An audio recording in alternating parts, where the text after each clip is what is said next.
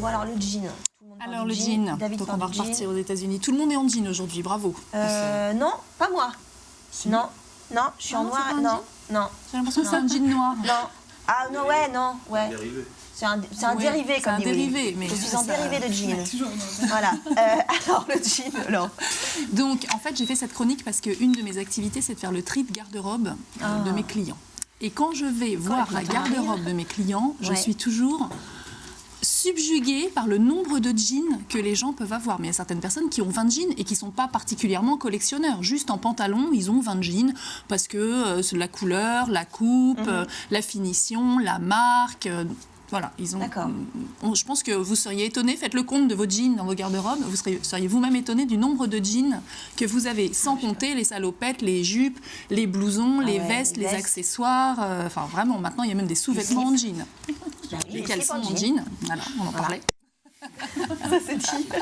Alors, donc, si bien que chaque année dans le monde, France porte des caleçons en jean. Il nous l'a avoué tout à l'heure. Il nous l'a montré, Voilà. Alors, donc, mais vous n'êtes pas le seul, puisque chaque année, il se vend dans le monde 2 milliards de jeans. Et rien qu'en France, 63 millions de jeans. Ah oui. De pantalons. D'accord. Donc je trouve que le jean mérite qu'on lui accorde une chronique, au moins une chronique, voire plusieurs. Donc aujourd'hui, on va s'intéresser à l'histoire du jean. Le jean, ça veut dire deux choses. D'une part, il y a le pantalon jean, et d'autre part, il y a la toile de jean. Donc la toile de jean, c'est une toile qui est en laine et en lin, qui a été inventée à Gênes au XVIe siècle et qui a été utilisée pour faire les voiles des navires et des bâches et des pantalons de marins bien solides. Parce que résistante. Parce que très résistante.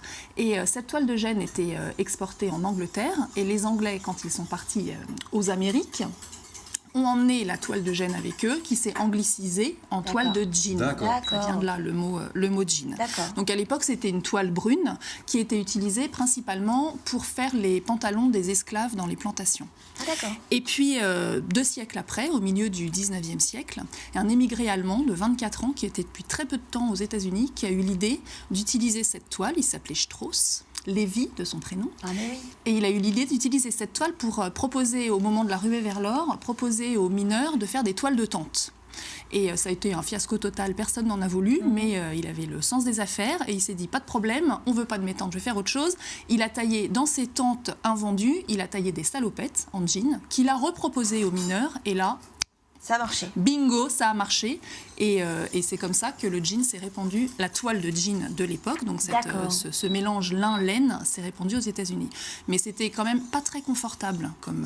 Ça grattait, c'était lourd, c'était chaud, c'était rugueux, c'était pas agréable. Donc il a eu une autre idée qui a fait sa fortune, dont je vous parlerai tout à l'heure. C'est un truc de dingue, hein. C'est un truc de dingue. Non mais Laure, ça commence... Non mais je sais, ménager mes effets. Alors, le jean. Quelle est cette idée extraordinaire? Oui, parce qu'on est, on est comme ça. Vous êtes depuis tout à l'heure, vous n'en pouvez plus. Ah, mais oui. Donc, ce qu'il a eu comme idée pour pallier le fait que le jean n'était pas confortable, trop chaud, très lourd à porter, c'est qu'il a fait venir une nouvelle étoffe de Nîmes, en France. La ville de Nîmes. De la ville de Nîmes, qui était fabriquée depuis le XVIIe siècle, et qui est une toile de coton, tout aussi résistante, mais beaucoup plus légère à porter. Vous n'étiez pas loin en France. France n'était pas loin. Il teint cette toile en bleu indigo et il en fait des pantalons. Et voilà la naissance de notre fameux blue jean des Nîmes qu'on porte depuis tout le temps. Et en plus, il a une autre idée, c'est qu'il s'associe avec un autre tailleur qui s'appelle Jacob Davis. Et il renforce les poches avec, on le voit sur l'écran, avec des rivets en cuivre. Cette fameuse double couture orange. Il met à l'arrière un patch en cuir qui est une sorte de label Lévi-Strauss. Et voilà notre Lévis. Voilà notre Lévis qui est né en 1870 et depuis on ne l'a plus quitté. Donc ils déposent un brevet et ils ont un monopole jusqu'à la Première Guerre mondiale. Donc autant dire que leur fortune est faite. Et puis à la veille de la Première Guerre mondiale, des entreprises concurrentes comme Lee Cooper ou Angler commencent eux aussi à mettre sur le marché des jeans. Donc autant dans les années 1850, le jean était la tenue des travailleurs, de tous travailleurs, ouvriers, mineurs, fermiers, etc.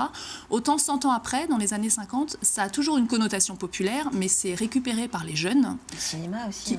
les jeunes et le cinéma au travers de James Dean, Marlon Brando, exactement, dans l'équipée sauvage. Et donc, c'est vraiment un signe de rébellion de la jeunesse qui se rebelle. Donc, c'est une rébellion pas vestimentaire, mais c'est aussi une rébellion à tout niveau. C'est le jean qui fait tout, là. Ah, ben c'est... je sais pas si c'est le jean, mais Marlon est pas mal. Hein. Enfin, bref. Disons, porté par Marlon, tout de suite, le jean a un petit côté... la semaine dernière, c'est un petit côté bad boy qui n'est pas pour nous déplaire. Chacun son tour, exactement. La semaine dernière, il y avait des mannequins avec nous. Mais oui, chacun son tour. Cindy Crawford et David qui ont les yeux qui... Mais moi, le jean sur Cindy Crawford, ça me fait absolument rien. Allez-y, Laure. Donc le jean dans les années 60-70 est récupéré par les hippies qui en font leur vêtement fétiche et puis petit à petit il rentre dans tous les foyers et aujourd'hui on enfile un jean à toute occasion, les hommes, les femmes, les enfants, les jeunes. Je crois que là on est quand même vous êtes, parce que moi je suis une rebelle du jean et donc voilà, on a des jeans qu'on met quel que soit notre style, quelle que soit notre morphologie, on porte tous des jeans. Donc la semaine prochaine justement on verra comment, en fonction de nos personnalités et de nos morphologies, quel jean choisir. Parce que maintenant, il y a une taille basse, taille haute, boyfriend, pas boyfriend. Un échantillonnage de jeans possible et imaginable dans lequel il faut faire ses choix. Un jean la semaine prochaine, David. Je mettrai ma jupe. Une petite jupe plissée. Mais est-ce que ça te va, point de vue morphologie ? Oui, tout me va, j'ai un corps parfait.